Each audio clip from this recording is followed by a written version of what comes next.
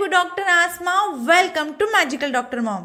तो मैंने अपने लास्ट वीडियो में आपको बताया था कि न्यूबॉर्न बेबी के फर्स्ट मंथ में उनकी कैसी केयर करते हैं, वो कौन कौन से डेवलपमेंट और माइलस्टोन अचीव करते हैं।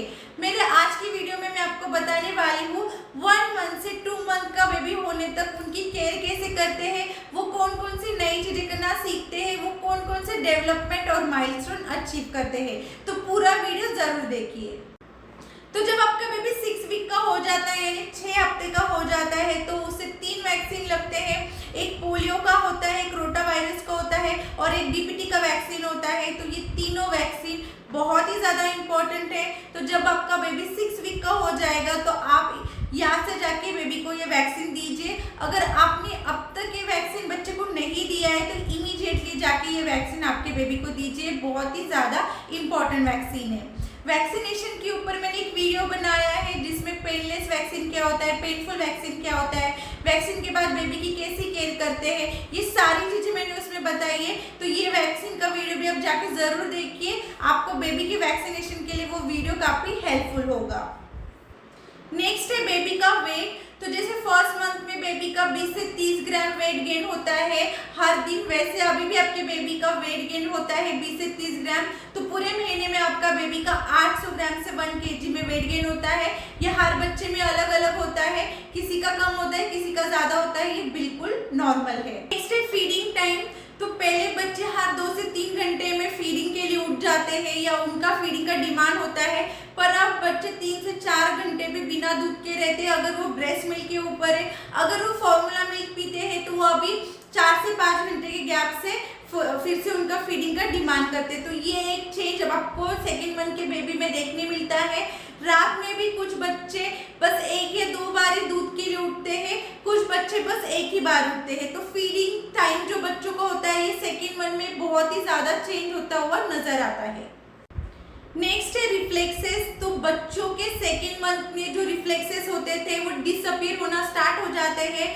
स्पेशली मोरो रिफ्लेक्स, जिसमें बच्चा कोई भी आवाज या मूवमेंट सुन के स्टार्लिंग करता था, डर जाता था, अब वो धीरे धीरे बच्चे में कम दिखने लग जाता है। बच्चा अपने सराउंडिंग को, अपने आजू बाजू के साउंड को फैमिलियर हो जाता है और वो उतना ज्यादा नहीं डरता है जितना पहले डरता था। तो बच्चे में जो रिफ्लेक्सेस होते हैं ये सेकेंड मंथ से धीरे धीरे डिसअपीयर होना स्टार्ट हो जाते हैं। नेक्स्ट है मोटार स्किल।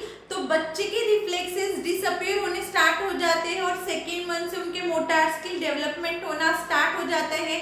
अगर आप देखोगे, नोटिस करोगे, आपने आपके बेबी को ऐसे छोड़ दिया है, स्वेडल नहीं किया है, तो कंटिन्यूस के हाथ के और पैर के मूवमेंट होते रहते हैं, तो ये उसके मोटार स्किल की डेवलपमेंट है। तो जैसे ही बेबी सेकेंड मंथ का हो जाता है तो आप उसे स्वेडल जो स्वेडल करके रखते हो वो कम करके रखिए। अब उतना ज़्यादा मत कीजिए जितना पहले करते थे, क्योंकि बच्चे के मोटर स्किल डेवलपमेंट के लिए उसे ओपन रहना बहुत ही ज़्यादा ज़रूरी है। और अब वो रिफ्लेक्सेस उसके कम हो जाते हैं, साउंड उसको फैमिलियर हो जाते हैं, तो वो उतना ज़्यादा नहीं डरता है। तो बच्चे को कम स्वेडल कीजिए ताकि उसका जो मोटर स्किल है डेवलपमेंट में उसको हेल्प होगा। नेक्स्ट है discovering hands and new things. आप नोटिस करोगे आपका बेबी अब अपना हाथ कंटिन्यूसली मुंह में चबाता रहता है, उसके टॉयज वो चबाता है, उसके आसपास में जो भी चीज उसके हाथों में आती है वो मुंह में लेके चबाता रहता है, स्पेशली अपने हाथों को। तो बच्चा हर चीज चबा के उसे समझने की कोशिश करता है, ये उनका एक स्किल होता है, ये उनकी डेवलपमेंट का एक पार्ट होता है।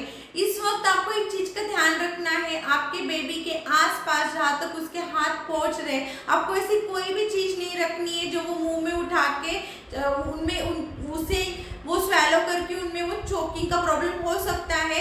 ये चोकिंग के प्रॉब्लम बच्चों में बहुत ज्यादा देखने मिल जाते हैं जो बच्चे सेकेंड और थर्ड मंथ के होते हैं। तो इस चीज का आप ध्यान रखिए, ऐसे कोई भी छोटी चीज ऐसे पास में मत रखिए जो बच्चे उठा के मुंह में वो स्वेलो करके उनमें चोकिंग का प्रॉब्लम हो सकता है।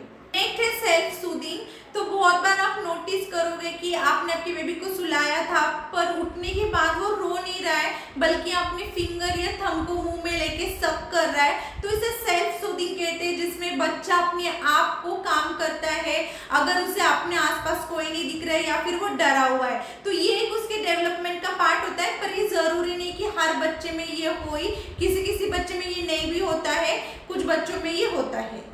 नेक्स्ट है नेक डेवलपमेंट। जैसे मैंने आपको लास्ट वीडियो में बताया था जैसे बेबी का अम्बिलिकल कॉर्ड निकल जाता है, अगले 3 से 4 दिन में उन्हें टमी टाइम देना स्टार्ट कीजिए, 2 से 3 मिनट देना स्टार्ट कीजिए और फिर धीरे धीरे आप वो टाइम बढ़ा सकते हो। तो अगर आप टमी टाइम दे रहे हो, बेबी का मसाज अच्छे से कर रहे हो, तो आप नोटिस करोगे टमी टाइम देते वक्त आपका बेबी नेक 45 डिग्रीज तक उठा रहा है और वो धीरे धीरे लेफ्ट टू राइट भी मूव कर रहा है। तो सेकेंड मंथ में बेबी की डेवलपमेंट में ये एक चीज देखने मिल जाती है। इसके लिए बेबी को टमी टाइम देना बहुत ही ज्यादा इंपॉर्टेंट है। आप बेबी को 2 से 3 मिनट टमी टाइम देना स्टार्ट कर सकते हो और इसे 5 मिनट बढ़ा के कर सकते हो। दिन में आप पहले एक बार टमी टाइम देना स्टार्ट कीजिए, फिर उसे 2 से 3 बार भी आप टमी टाइम दे सकते हो। नेक्स्ट है इमिटेट करना, यानी आपको देख के कॉपी करना। तो अगर आप कोई चीज कर रहे हो तो आपका बेबी आपको देख के वो चीज करने की कोशिश करेगा। बहुत सारे बच्चों में ये चीज सेकेंड मंथ से दिखना स्टार्ट हो जाती है। बेबी इमीडिएटली वो चीज नहीं करेगा, पर आप डेली बेसिस पे कुछ कर रहे हो उसके साथ तो वो चीज वो धीरे धीरे करना ट्राई करेगा। स्पेशली अगर आप बेबी को टंग बाहर निकाल के दिखा रहे हो तो बेबी इमीडिएटली वो चीज नहीं करेगा, पर धीरे धीरे वो चीज करना वो सीख जाएगा। तो बच्चे सेकेंड मंथ से इमिटेट करना स्टार्ट हो जाते हैं। जैसे कि आपने स्नीज किया और बच्चा स्माइल करेगा या फिर वो चीज को कॉपी करने की कोशिश भी करेगा। तो ये एक डेवलपमेंट आपके बेबी में सेकेंड मंथ से दिखना स्टार्ट हो जाती है। नेक्स्ट है स्लीपिंग टाइम। तो बच्चों का जो सोने का टाइम है इसमें काफी ज्यादा चेंजेस हो जाते हैं।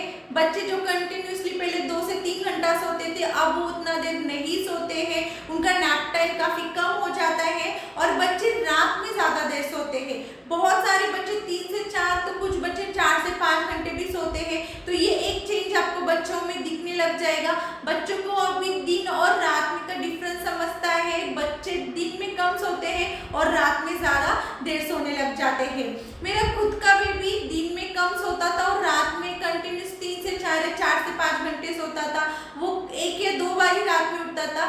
हमने उसके ऐसे रूटीन बनाया था, ऐसे शेड्यूल बनाया था कि वो दिन में ज्यादा एक्टिव रहे और रात में ज्यादा देर सोए।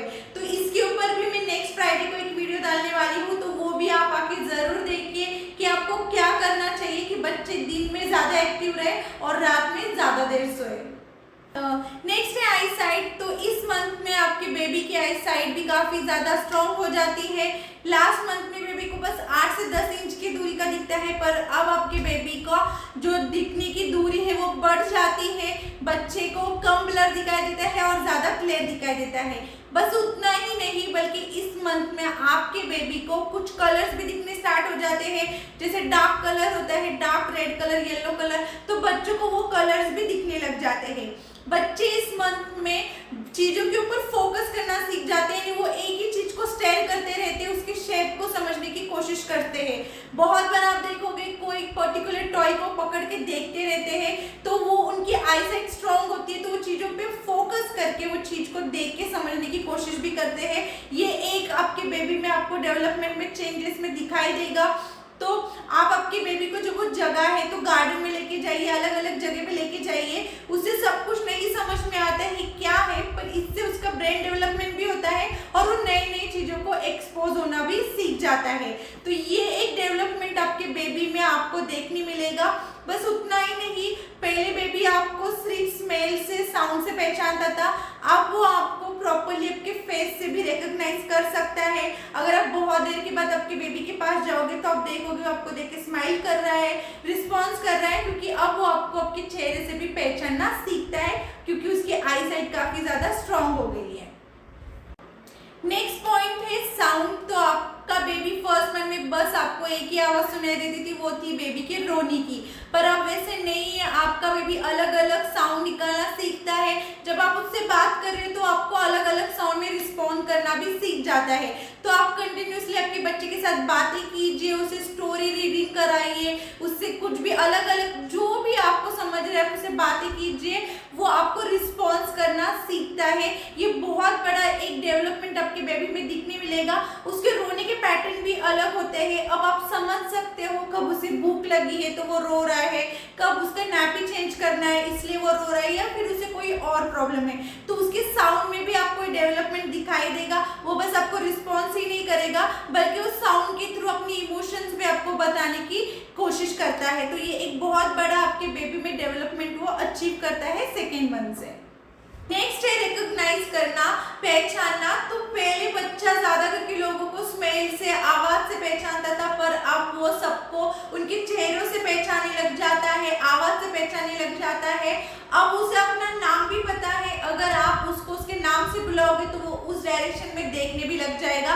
तो एक बहुत बड़ा डेवलपमेंट होता है बच्चों में फेस रिकॉग्नाइज करना। बस आपका ही नहीं बल्कि उसके जो फैमिलियर लोग हैं, जो उसके आसपास में रहते हैं, उन सारे लोगों का वो फेस रिकॉग्नाइज कर सकता है, साउंड रिकॉग्नाइज कर सकता है, और उसी के साथ में वो अपने नाम को भी पहचानता है।